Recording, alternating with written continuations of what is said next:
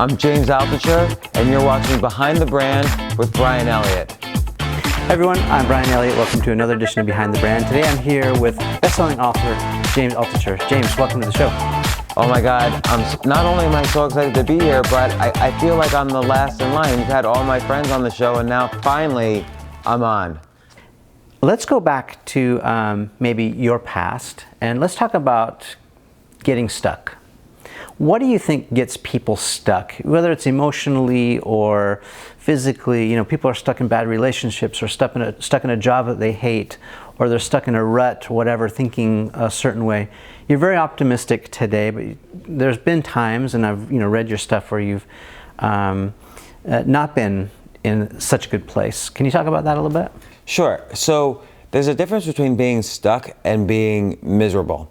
So bad things happen all the time to everybody. So it doesn't matter if you're the richest person in the world, the healthiest person in the world, a medium person in the world, depending on how you're ranking things. Bad things will happen. You'll have a relative get sick, you'll get sick, you might have a financial crisis, you might have some sort of clinical depression. Who knows? There's something bad happens in your neighborhood, there's a terrorist attack, which has happened to me. I lived right next to the World Trade Center. I lived right next door to it, and bad things happen. Again, no matter where you are in life. So the question is not so much how do you avoid bad things, but how do you bounce back so that you can continue to achieve your potential.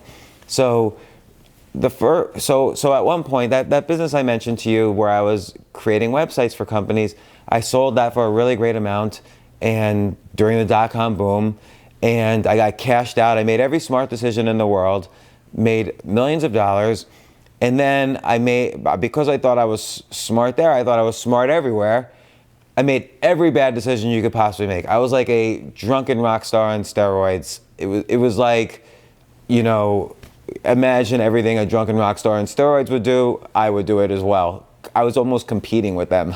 And I went totally broke. I went from millions to essentially zero, lost my home, eventually in a related situation, lost my family, lost my wife, I have my kids. But I think the key is, again, that was a miserable situation, and I let it take over my life for too many years. I had regrets and anxieties and depression for many years after that. I've since had very bad things happen to me where the time of bounce back is much faster. And what I realized, because life is kind of a cycle, you have ups and you have downs, what I realized, what was I doing right on the way up and what was I doing wrong on the way down? And I was failing so many times, it was almost like I was my own scientific study. It was like statistically significant how many times I had failed and succeeded. So I realized the important thing is how you use your energy wisely so that you have the energy to bounce back. And energy comes in many forms. There's physical health, so obviously sleeping well, exercising, moving, eating nutritionally. I'm not a nutritionist. I'm not a gym guy. And I'm sometimes not even the best at sleeping, but I try as hard as I can to make these things work in my life so I have energy. And then there's emotional health. If you're around people who are putting you down, if you're around people who are not such good people, they're lying to you, or they're misrepresenting things, or they always put you into bad situations, much better to hang out with people who are positive, who you love, who love you, who you want to celebrate their successes, they want to celebrate your successes, and you help each other. This is very important. If you look at every business movement in history, if you look at every artistic movement in history, it's not one person, it's a scene.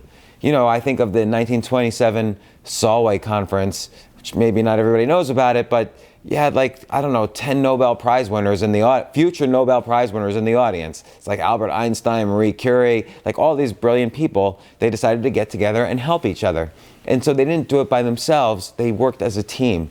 The Homebrew Club in the 1970s had teenagers like Steve Jobs, Steve Wozniak, Bill Gates, all hanging out with each other, trying to figure out what this new modern thing, the microcomputer, was going to do for society. You had artistic movements where you have people like Andy Warhol and Roy Lichtenstein hanging out and creating pop art, out of nothing. And so every great movement in history is done with a community, is done with a scene. And you have to find your scene, the people who are going to emotionally help you and support you, and vice versa. And that includes down to your romantic relationships and everything. So that's emotional energy and health. Then there's creativity. So creativity is a muscle, and you have to exercise it or it goes away. And the way you exercise, most people don't exercise it. And this is neither bad nor good. We're not taught that we have to exercise it. But you have to write down or do something creative every day. And so at the very least, I try to write down 10 ideas a day.